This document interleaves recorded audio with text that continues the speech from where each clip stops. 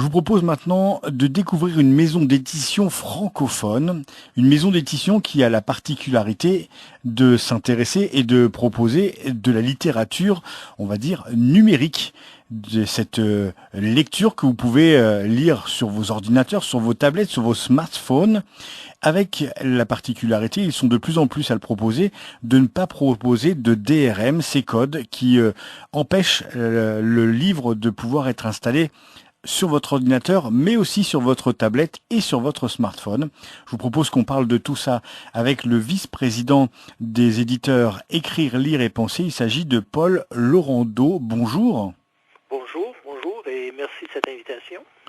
Alors j'aimerais vous poser tout d'abord la question, comment est née cette maison d'édition Écrire, Lire, Penser? Au départ, c'est un peu la fascination que ressentait le fondateur Daniel Ducharme et moi-même pour la cyberculture. Alors, ça a commencé sous la forme d'un site web et on a un peu tâtonné il y a de ça peut-être une quinzaine d'années autour de comment on fait circuler du texte et comment on arrive à élargir les perspectives. Et on s'est vite orienté vers l'idée d'une maison d'édition, attendu que malgré les particularités d'évolution de la cyberculture, la notion de livre reste encore très, très présente dans la sensibilité culturelle générale. C'est vrai que de passer d'un livre à la lecture numérique, c'est pas encore acquis pour tout le monde. Il y a encore beaucoup de gens qui aiment toucher le livre et tourner les pages et même sentir parfois l'odeur d'un livre. Tout à fait, et c'est très crucial et on y est très sensible. Et c'est donc pour ça que, quelque part, le cyberlivre garde, à tout le moins au plan virtuel, la dimension livresque. Il est paginé, il est organisé en chapitres. C'est encore une structure qui ne bouscule pas la sensibilité littéraire qu'on pourrait qualifier encore d'universelle. Tout ce qu'on perd, évidemment, c'est la dimension matérielle sur laquelle on reparlera éventuellement. Mais on s'est vite rendu compte qu'on ne pouvait pas juste là se lancer de faire une arabesque, un saut là, qui nous mènerait du texte complètement cybernétisé, alors que le livre reste une entité très présente dans la sensibilité de quiconque s'intéresse aux lettres. En introduction, je le disais, vous êtes une maison d'édition francophone et on l'entend avec votre superbe accent québécois, que vous travaillez aussi avec des Français. Est-ce que le fait d'être à la fois et québécois et français, donc francophone, vous permet d'avoir une plus large couverture, et est-ce que ça veut dire que vous vous intéressez au reste du monde aussi?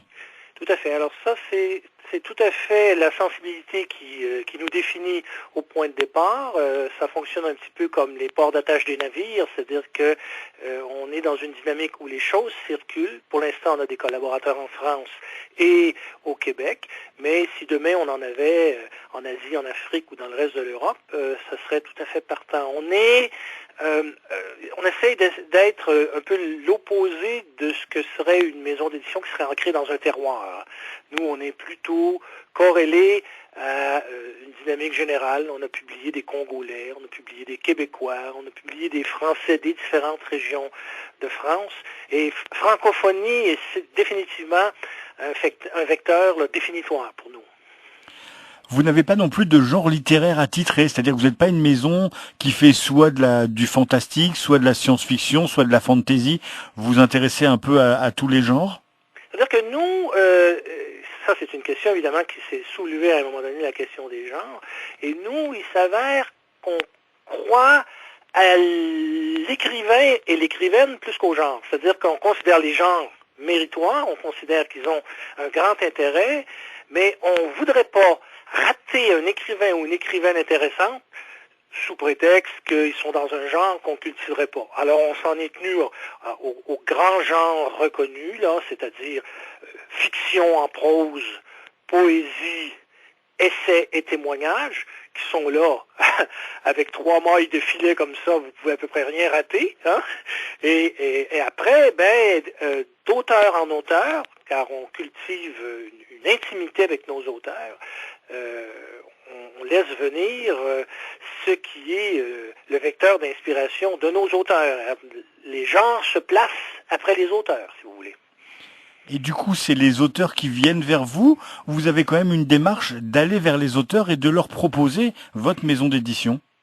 C'est-à-dire que la cyberculture est une réalité extrêmement fluide et qui peut être parfois fulgurante. Donc, c'est-à-dire que à partir du moment où vous installez votre dispositif, à partir du moment où vos ouvrages apparaissent chez les libraires type Amazon, Fnac, Archambault à Montréal, etc., c'est pas long que les auteurs, surtout les jeunes auteurs, ils flairent l'odeur de la friture, hein, c'est pas long. Donc, pour le coup, on n'a pas eu trop à faire appel.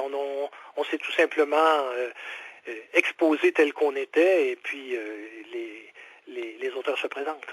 Et puis les réseaux sociaux, ils font sûrement pour beaucoup. Moi, par exemple, j'ai découvert votre maison d'édition grâce à Facebook et à un de vos auteurs qui s'appelle Guillaume, dont le dernier livre vient juste de sortir en ce début mars, Le Chevalier à la canne à pêche. Ça y fait beaucoup. Ah oui, Guillaume, j'ai travaillé sur ces deux ouvrages. C'est un auteur justement qui est dans ces segments culturels, fantasy, etc.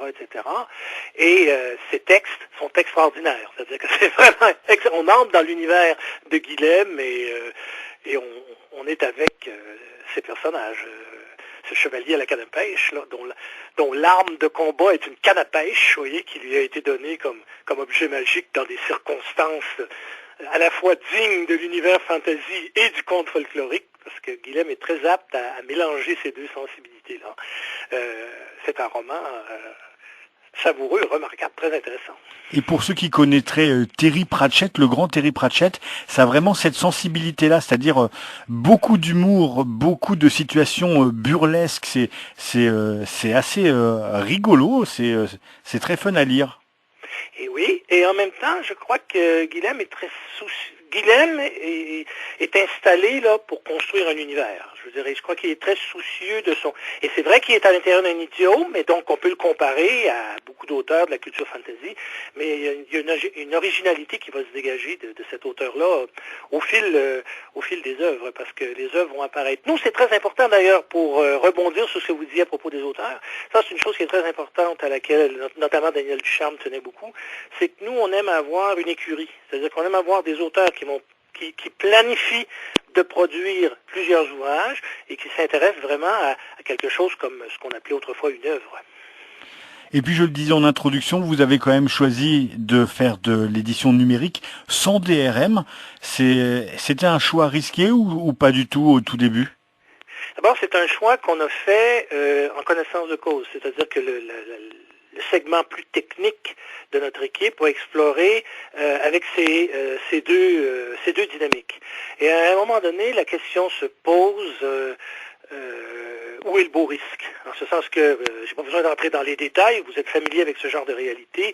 Le DRM, c'est un verrou, en fait. C'est quelque chose qui cadenasse le dispositif électronique et c'est rendu que le lecteur peut même pas transférer l'ouvrage dont il s'est quand même porté acquéreur de son ordi, sa tablette. Alors, on s'est vite dit, bon, évidemment, de l'autre côté, le beau risque, c'est que le phénomène du photocopillage, qui existe d'ailleurs aussi dans la culture papier, n'est-ce pas? Mais là, devient très facile. Hein? Tu appuies sur le bouton, puis pouf, t'en envoies 500 copies à tes 500 copains. Et là, on est obligé d'expliquer à nos lecteurs, vous avez entre les mains un produit qui est quand même un objet qu'il faut essayer d'éviter de faire circuler trop en dehors des circuits de la réalité commerciale. De ce point de vue-là, on est tributaire des mêmes problématiques, cyber-problématiques que la musique, que tout autre objet culturel, les films, que tout autre objet culturel. Et nous, on a préféré assumer le beau risque que d'aller emmerder quelqu'un qui s'était déjà donné à essayer l'exercice du cyberlivre. En l'emmerdant déjà, il ne peut pas transférer ça de là à là, il ne peut pas transférer ça de sa tablette à une autre structure de lecture, sous prétexte que c'est verrouillé. On s'est vite lassé de dispositifs qu'on a trouvé coercitifs et finalement un peu utiles.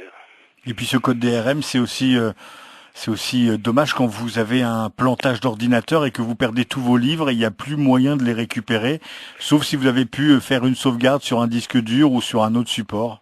Ah, c'est un dispositif qui, à mon avis, est... Vous savez, quand vous arrivez avec des dispositifs qui misent au départ que la personne qui entre dans un rapport avec vous, qui achète vos livres, etc., risque de vous arnaquer, alors on les verrouille, alors c'est pas comme ça que je pense qu'une interaction, surtout entre gens de lettres, là, voyez? Donc nous, non, je pense que les gens doivent pouvoir disposer de l'objet qui sont appropriés et notamment le faire passer sur leur tablette.